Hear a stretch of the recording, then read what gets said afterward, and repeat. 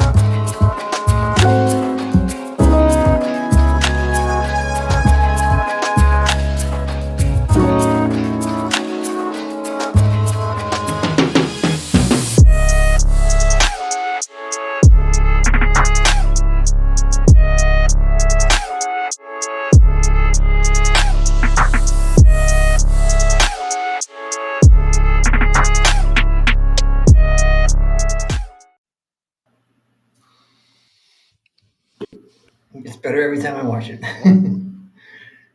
Absolutely, man. 1 year. 1 year. It's like hard to believe.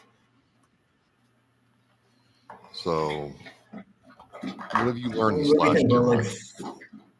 about 48 episodes, I think, give or take. We took a couple Yeah, of weeks off here and there for on mission and that nature. But I mean, I feel like I've been able to learn a lot and with quite a few organizations over this past year that absolutely. I feel like have really been able to impact not only organization, Hellfish, even one of those things that is impacting us is that we're moving into 22 Mohawks, their skiff over in Sharon, Oh, Mass, really? on 2 Commercial Street.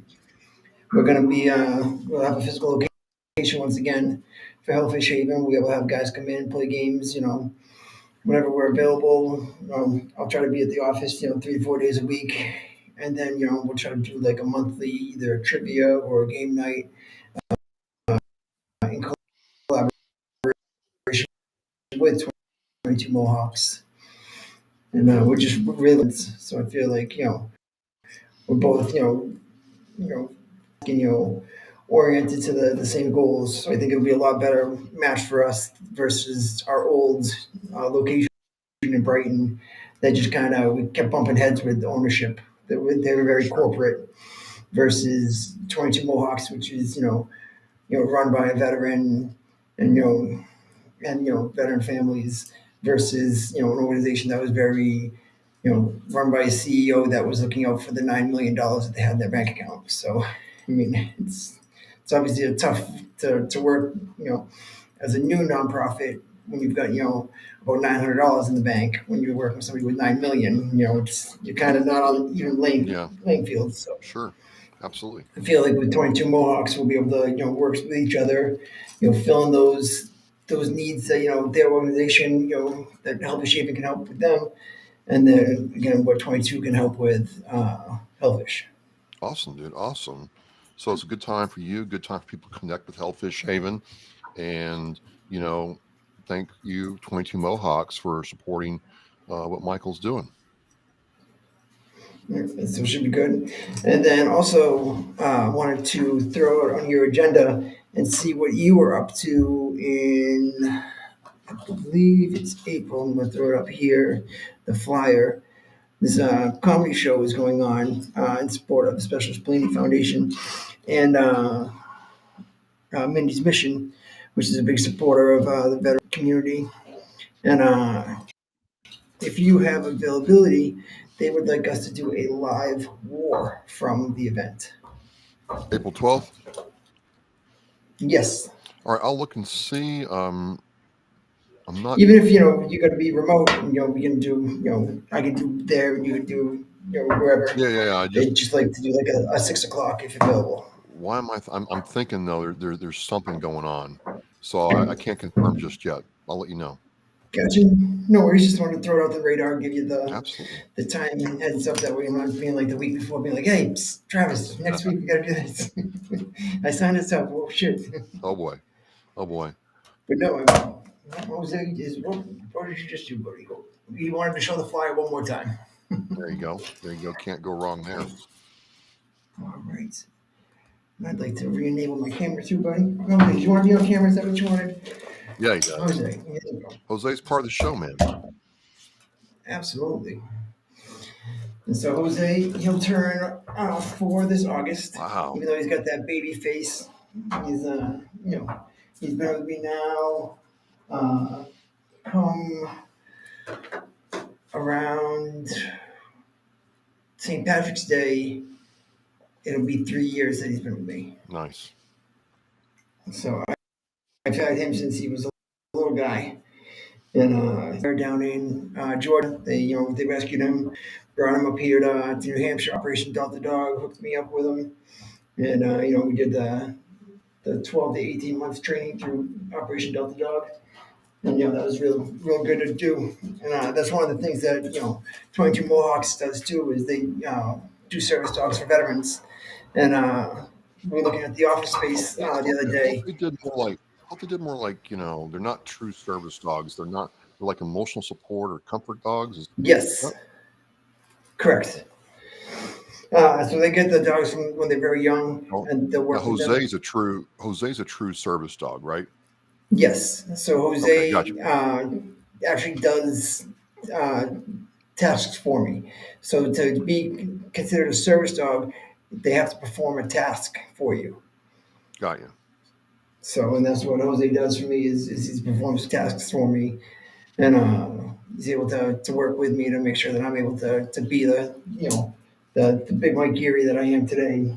Because during the last couple of years of the what do you call I guess the teens, the 2010 to 2019. At Oh that yeah. time, like I just kind of got in a little bit of funk, and then I pushed through it, and like when COVID hit, like I was just isolating and like really like getting into my own head, and that's when I talked with Mike Peterson at Special Plane Foundation and Scott Hyder of Hidden Battles, and they recommended me to go over to Delta Dog, and they made that connection, and it was awesome.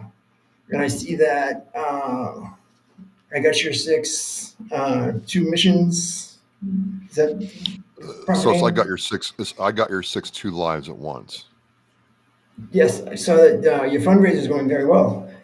So you Oh guys yeah, hit your appreciate it, man. goal. Yeah, hit the goal. We're getting set up, and we've got a good plan going. So the support's really helpful.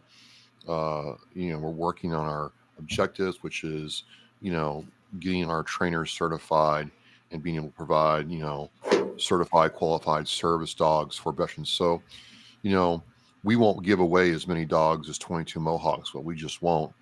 But it's a cool thing is each organization serves a need. Each organization serves a role. They're serving their role with the outreach they do, and we're serving ours. And we are also supporting first responders, law enforcement, and firefighters if need be. um, and we're finding out that they take a beating too in terms of what their job does for their mental health sometimes. And we didn't want to tell somebody who works in the community, hey, just because you didn't serve in the military, you're not worthy of help. You're not valued. We wrestled with it, but we decided it was the right thing to do, and we believe, based on the feedback and the engagement, that we made the right choice in that regard. Yeah, that's outstanding.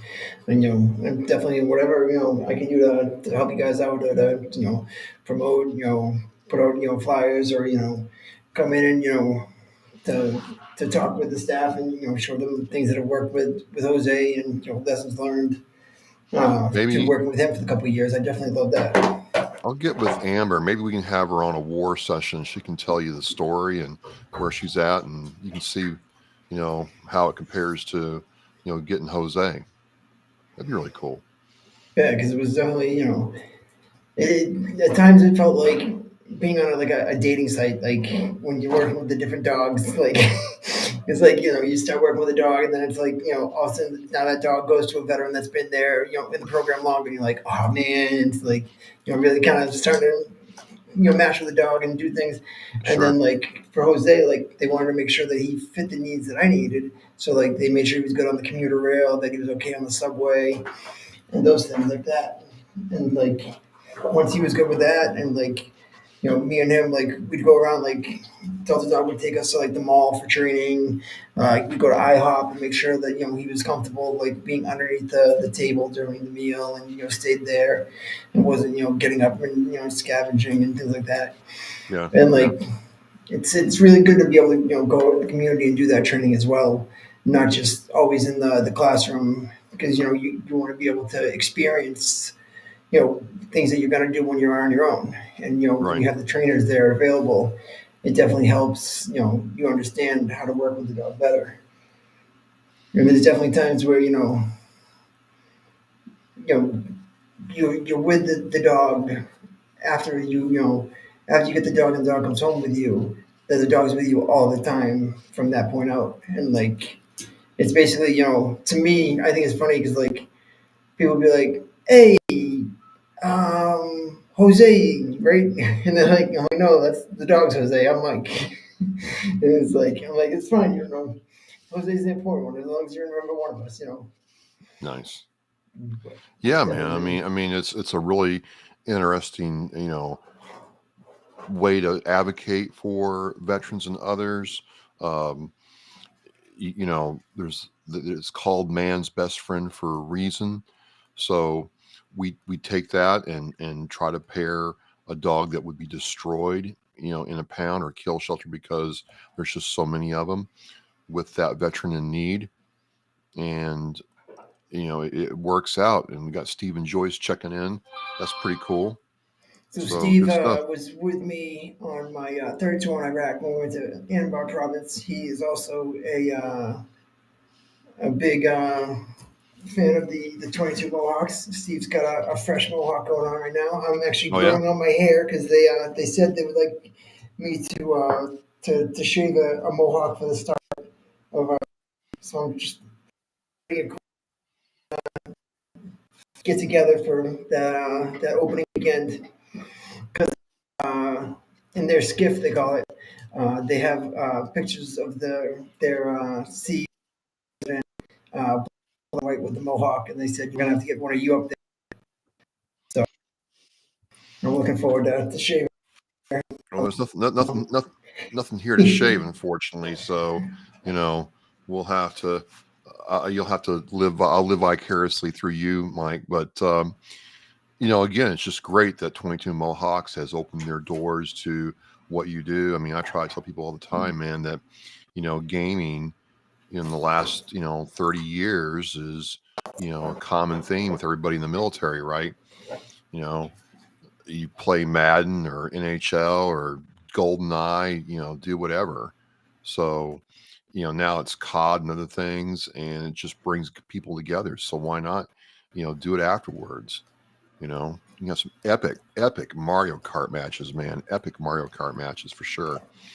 Oh, I can't wait to see the players pop out. When the one thing that I am worried about is like these like we do invite the family and the friends to come in too, and the little kids when they just beat me so badly, it's like it's shot to the gut. It's like I've been playing this game for 20 years, and this kid's been playing it for 20 seconds and is 100 times better than me. It's something else. I don't understand it, but I've quit trying to worry about it. I mean, they're just better at it than me, and I just try to keep up and not die too much. So Yeah. it's all fun at the end of the day. That's for me. I'm not a big, I won't go into like the Call of Duty like online play because it's like I'll go in there and all of a sudden it's like I'm friendly fire and I'm hitting the wrong guys and it's like I'm getting yelled at by the people on my own team. They're like, "Who is this guy? Get out of here, Hellfish!" And it's like, all Right. right, It can be hard, man. It can be hard for certain. Absolutely. especially when you hear a prepubescent voice, telling you to go f your mother, and it's like. It's like, really, dude? It's Really? like it's like come on, buddy. It's like we're on the same team. You were trying to have some fun. Jeremy says he just sits in his chair. I mean, yeah, that's what I feel like doing sometimes. Jeremy is just sitting in my chair and like, hey, wake me up when something exciting happens. So, well, cool, man. Well, what do you think is next for veterans advocacy in 2024, 2025? Do you think you see anything? There's no PACT Act coming for veterans. We did have the Heroes Act just passed for Oh yeah, what's Massachusetts. oh yeah, what's that? So it bumped up the annuity for 100% disabled veterans from 2,000 a year to 2,500. It expands the Massachusetts definition of veteran to meet the federal one because the Massachusetts definition of veteran didn't include guardsmen that had been activated, for certain missions, and so it had left out a big population of veterans. So they're fixing that, and I know that they've also opened with the Executive Office of Veteran Services, having their own chair that meets with the the political side of the House and being able to have our representation there again instead of being part of Health and Human Services. That is a big help. And I know that they just created the Office of Veterans Advocate or Veterans Advocacy. And our guest that we had on here, Bob Notch, Colonel Notch, Yeah. is going to be the first person to hold that office. Oh So I'm man, not sure if he is in there now, but I know that he is. He's going to be the Office of Veterans Advocacy.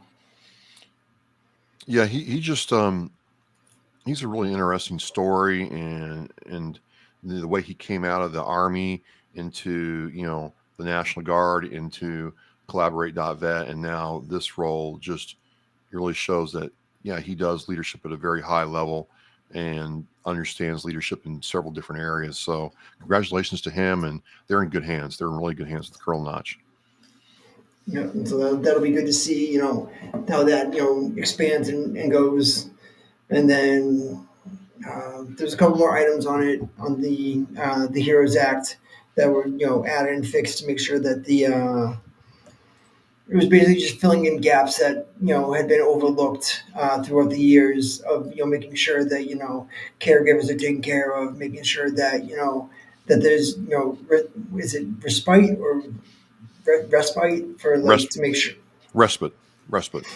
yeah, so to make sure that there's respite for caregivers. Yeah, So because it does it really takes a toll on someone to be working and caring for something that you love, and then you want to make sure that you're not getting burnt out on that. So the VA has done a lot to make sure that that's taken care of, and now Massachusetts is also making sure that they're working on plans for that. it's fantastic, man. It's fantastic. It's really exciting time.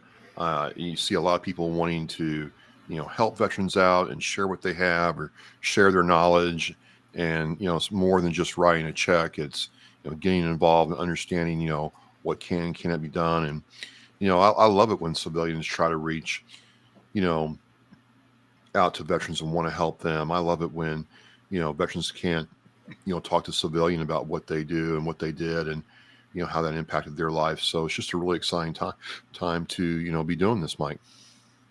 Absolutely, and like you said, it's pushing beyond the golf tournaments and the basics. We want to have these events that involve the community and and show that we're here to stay. We're not just a cash grab out there.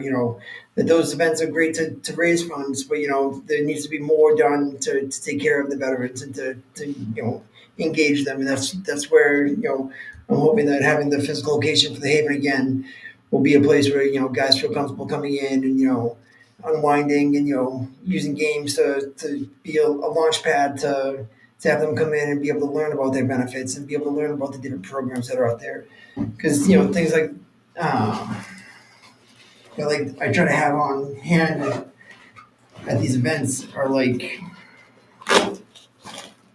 yeah, I got some in here is like whether it's like the mindfulness app or like the different things that the VA has put out and like there's so many good things that like have happened like yeah like the mindfulness coach Yeah, like if you just you go on and see all the stuff that the VA has put out in the last few years and like the PTSD coach they've got an insomnia coach they've got coaching into care for the family to be able to work with the veteran to get them help if they need it but they're not quite there yet to feel like they're ready for it so that way all these different apps and things like that are catching up with the times and even the guy that you had on a few months back that did the VA app and put all that together.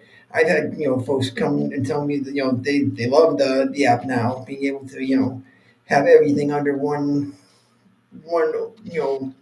place versus before where it was e benefits, va.gov, healthy vet, and like there was just so many different launch pads for care and to understand your benefits in one app and do it all. It really makes a difference for people to be able to understand their care and to be able to do things.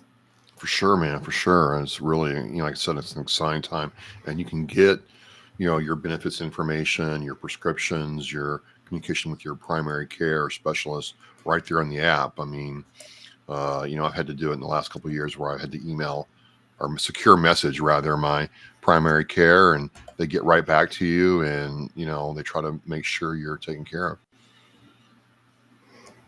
And we got Fubar Studios checking in there with Food Bar Studio, Doug Machado. Nice to see you, Doug. like all these connections that we were able to make over the year to be able to even when we see people come into the office, if we can't help them, I like the fact that we've been able to talk to these organizations, whether it's Project New Hope, whether it's Food Art Studios, whether it's, knowing that it's helping out veterans in battles, especially Planey, like any of these guys, their story, and we can, now put, in touch with them so that way they can get the connection that they need. Even, the hockey team, the Boston, what's their mascot? The Were they Bruins, Boston? No, the veteran team. It's got like the uh, Paul Revere. Warriors, the Boston Warriors. Yes. So the Boston Yeah, Warriors, like even be able to put people in to go play hockey to be able to, put back time and, be able to have that camaraderie. Like, because to me, like that's the most important thing of Hellfish Haven's mission statement is, having the place to be able to rebuild the camaraderie. Because that's the one thing I feel like people lose when they get out of the service. That, is the one thing that, can't be, said enough that needs to be, checked in on and just being able to especially for men too because there was a thing that was published a few months back that was saying like the average male has one friend after the age of 50 and it's like that's that's tough if you don't have somewhere to an outlet to reach out to someone else and say hey I'm having a tough time, struggling, or or nobody being able to check in on you, and and have that communication back and forth, and that's where the suicide prevention, comes into play is being able to have somebody close to you that can tell when something's off. sure. Because it's not always going to be, the doctors that you see, once every 6 months to a year that are going to be the ones that can say, hey, this person's having, suicidal ideation. It's that friend or the family member or the coworker that's there that's able to say, hey, something's wrong with Mike. He's normally outgoing and won't shut the hell up. But now all of a sudden he's quiet and he's not shaving and he's looking like a stinky old man in the corner. Something's wrong. Very, very cool, man. Very, very cool. Um, I've got to start getting ready for Oscar Mike Radio up here in 20 minutes. Big show tonight with a civilian who wrote a book about trust, man. And the cool thing about it was he was able to talk about how the military, a lot of people in the military, have trust with each other, and then how trust can get broken sometimes, and what do you do? And just a really impactful episode. Got a lot of good stuff coming up down the road. But man, congrats on 1 year. 1 year. I mean, when you consider that most shows, podcasts, whatever, don't make it past number 12, you're in rare company, whether you believe it or not, man. So it's just really been cool going down this ride with you. Absolutely, and I saw you were also mentioned on the VA's site the other day Oh about your yeah. connection with the podcast network. Do you want to talk about that for a quick second before we close up the Oh show? yeah. Joel Hunt, otherwise known as H Train, runs a kind of like a veterans network channel called Military Broadcast Radio, and had asked me last year to come on board and put Oscar Mike Radio there, and I did. It's been a very positive thing for me. But Joel, what he'll do is, if you're a veteran and you show commitment and motivation, he'll help you get set up to learn how to do podcasting and work with your microphone and recorder and audio interface. And so it was really nice seeing him and that program get recognized by the VA. It's a step in the right direction for what he's trying to do. And they asked me to say a few words about my experience. And so that's where we are. Into that, like, because like, people know that we're on the show together here, so I'll do this. Like, Travis Oh, on the website. oh, thanks, man. Thanks. It's really cool. And all the best to Joe. And man, it's really been great rolling with you. Absolutely, and we'll cut it short this evening. And thank everybody for joining us. You I can't believe 12 podcasts is like the make or break. Yep. Yep. Yep. Because I do, So I've definitely seen a lot, start up and then just kind of fade away. fade away And into nothing. so we'll keep That's going not on us. war. Nope. And like I said, at 8 p.m., make sure you tune over to Oscar Mike Radio. Thank you. Where folks can find you on YouTube, Facebook, Everywhere. um, Spotify. If there's a platform that hosts podcasts, I'm trying to Travis and get Oscar there. Mike Radio will be there. Trying to get there. Any climb in place. Any climb in place. But Excellent. awesome stuff, man. Congratulations. All right, brother. You well. And well, next week probably get a I just wanted to have, enjoy this the milestone and keep on trucking. Thanks a lot, man. You too. And here's to next year. Yeah, absolutely. All right, folks. Stay resilient out there. You have a problem, DM me. Our lines are available, and if you have a problem that we can't reach, there's always 988 or the Mass Behavioral Helpline. Both are great resources that are out there. Absolutely. All right. I'm going to hit end and have a good night, everybody.